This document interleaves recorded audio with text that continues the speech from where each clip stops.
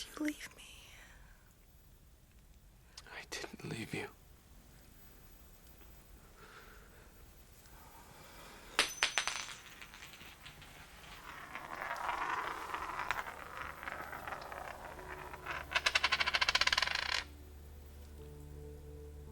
As you take the first steps towards putting yourself first, it's normal to experience some initial pangs of self-doubt.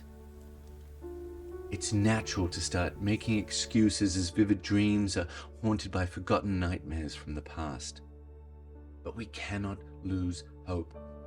Facing our fears is the first and foremost step to lowering the drawbridge to reveal the full extent of our potential. Like many youngsters, I had a real fear of the dark, my imagination consumed by the thought of a monster under my bed just waiting for me to drift off into La La Land before gobbling me up in the middle of the night. While I eventually outgrew this phobia, it took me a lot longer to catch on to the fact that darkness is nothing more than the absence of light. As adults, we're prone to falling back onto this nasty phobia, to judge the unknown without ever taking the time to interrogate or investigate these underlying feelings. Now, why is that a problem? Shut up, you freak! Because for most of us, the things that we feel in fear are mutated expressions of the thoughts and opinions of those that we look up to. Because, in so many ways, we are nothing more than the sum of the teachers in our lives. You don't win friends with salad. You don't win friends with salad. But in order to understand what truly matters to you, you need to do the work. Which brings us to the Daily Confessions. Jackanakanori. Much like my fear of the dark, this practice of writing, of free associating with pen and paper, it's the equivalent of a full moon through an open window. Because if you think of your mind like a newly discovered cave and the pen as your trusty torch, it helps to illuminate the path ahead, to keep you from taking a tumble and twisting that ankle in the dark. And for any of those familiar with Julia Cameron's morning pages, this might bring back a case of deja vu.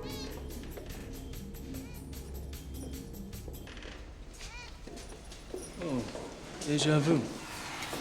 Now, the funny thing is, I developed this tool in my Bucharest studio years before I ever even picked up a copy of The Artist's Way. Now, that may lead you to ask the question, just how is your practice any different? Well, your daily confessions, it's just a little rougher around the edges and encourages you to get, well, confessional. I see dead people. To purge yourself of the emotions that swarm inside of you. Because this practice is the first major step. Hell, it's the gateway to putting yourself first. By penning 1 to 2 pages every day, we get a little closer to ourselves and come face to face with confirmation bias. Spice World. Just what is confirmation bias? Well, for that answer, I thought we'd turn to ChatGPT. Confirmation bias is a cognitive bias where individuals tend to seek out, interpret, or remember information in a way that confirms their pre-existing beliefs or hypotheses. This bias can lead people to disregard or ignore evidence that contradicts their beliefs, thereby reinforcing their existing opinions or views. What's the big deal, you might be asking? And just what does this have to do with putting yourself first? When we think we know everything there is to know about a certain subject, we shut ourselves down, we close ourselves off, and in the process we stop listening and learning and drinking the world in. And consequently, we stop moving forward and up and out, and as a direct result, we stunt our ability to grow and develop. What we need to make time for, to invest in, are the 3 C's: curiosity, compassion, and critical thinking, all of which are vital to helping rewire our circuit boards in order to put us on the path to righteousness and ultimately putting yourself first. And it reminds me of this incredible quote that a friend shared while I was putting this episode together from a spiritual thinker by the name of Tara Joy. Your mind is just doing its job. It's looking for proof to reinforce the reality that you have created for yourself up there. So be intentional about the reality you are creating. Which brings us back, you guessed it, daily confessions. Jurassic Park. What exactly are we meant to be putting down in our daily confessions? Well, just about anything and everything. You know, how you're feeling and what you're wearing and why you slept so terribly last night and what your plans are for the day or the weekend and what's for tea time. Et maintenant, would Monsieur care for an aperitif, or would he prefer to order straight away? But look, all of this being a clever ruse to get under the surface and to tunnel past the ego in search of raw emotion.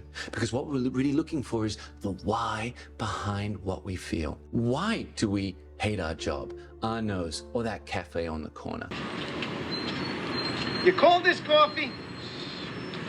Hey, what the hell was that?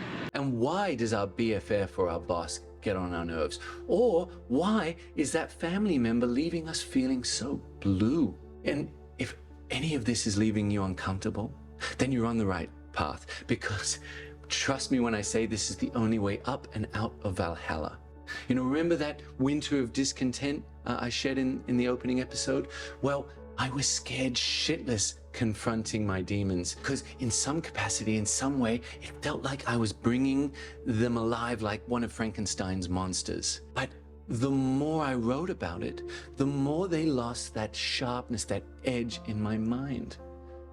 And in time, I came to realize that by shedding light on the darkness, I wasn't so scared anymore.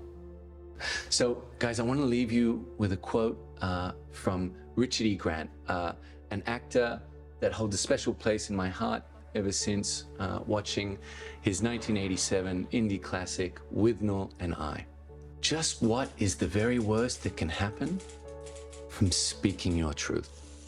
It's been a pleasure. Thank you so much for tuning in. If you enjoyed this video, please like, subscribe, or tell a friend. You know, share it with someone special that could really benefit from the practice.